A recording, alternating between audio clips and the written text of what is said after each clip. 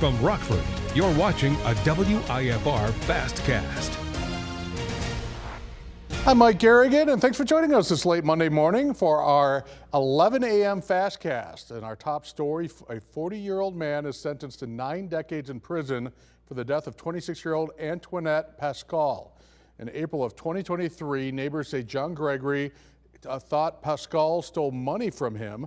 Rockford police were called to the 3100 block of Guilford Road and found Pascal dead. Witnesses in court say Gregory argued with the woman, attacked, and shot her in the chin.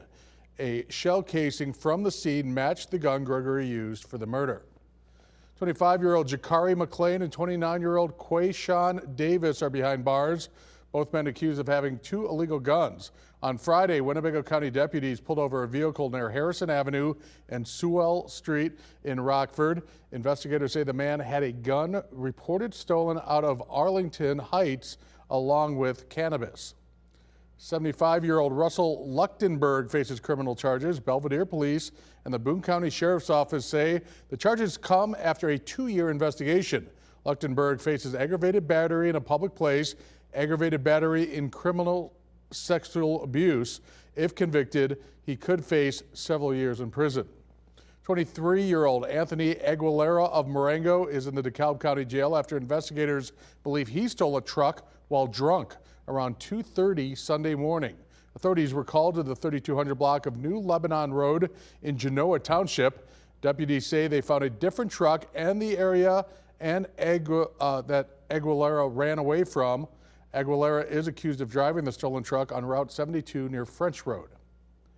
Sean Grayson, the former Sangamon County deputy who shot and killed Sonia Massey, dies in prison. Grayson was serving a 20-year prison sentence for Massey's death in 2024. Grayson asked for an early release from prison because he was in stage 4 of cancer. The Illinois Prisoner Review Board denied his request. A Byron barn is destroyed following a late-night fire. Crews were called after 9 to the 5200 block of North River Road. Peter Rosa, who owned the barn, says the structure was more than a century old, and his daughter called him about the fire. Rosa says the barn was lost and not sure if any animals were hurt in the fire. Unfortunately, we've lost the barn, and the barn's probably over 100 years old. The property's 200 years old. But their quick response really is what led to it not spreading to any other buildings. So hats off to them.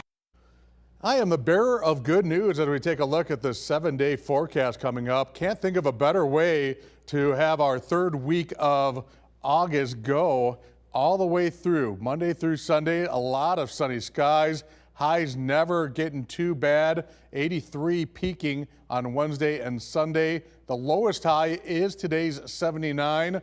All the lows are very comfortable, several in the high 50s. And again, those sunny skies, really the only rain chance are Wednesday, but that's pretty slight at 20%. And then Sunday right now, we're looking at about a 30% chance of rain. President Trump is threatening even more tariffs against trade partner Canada, saying this morning that next year, tariffs on all Canadian cars, trucks, and car parts will be increased to 50%. Canadian Prime Minister Mark Carney called it an attack and promised retaliation. The Trump administration is trying to downplay the impact to small business. The White House is also facing intense pushback from farmers for a plan temporarily scrapping tariffs on more than 660 million pounds of ground beef imports to be sold 25% below market prices. Beef is now coming down very rapidly, you see that? And as soon as we're finished with the Islamic Republic of Iran, as soon as we're finished, oil is going to be down at lower than it was even just a little while ago. Canada will match Washington's new tariffs dollar for dollar in order to protect Canadian workers, farmers, families, and businesses. Many of you are focused on credit card bills right now as rates stay high and prices keep climbing. In this Watching Your Wallet, consumer investigator Rachel DePompa lays out a plan to tackle your credit card debt between now and the end of the year. Here's a question for you. Are your credit cards secretly costing you more than they should? Many of us swipe the same card for almost everything while we're still carrying a balance. That one habit can make your everyday coffee run or grocery trip start racking up interest right away. John Kiernan, the managing editor of Wallet Hub, points out A smart balance transfer can help you get that debt under control. If you have good or excellent credit, think like 700 plus credit score right now, you could transfer a balance to a 0% balance transfer credit card and get a 0% intro APR for up to 21 months.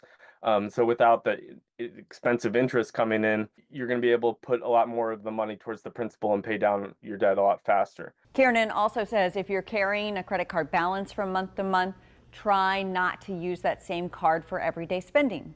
The everyday purchases that you make are going to start accruing interest right away because you're carrying a balance.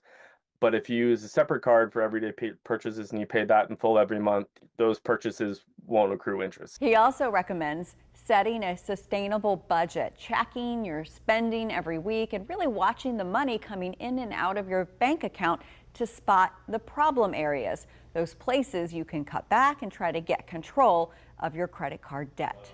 With this Watching Your Wallet, I'm Rachel DePompa.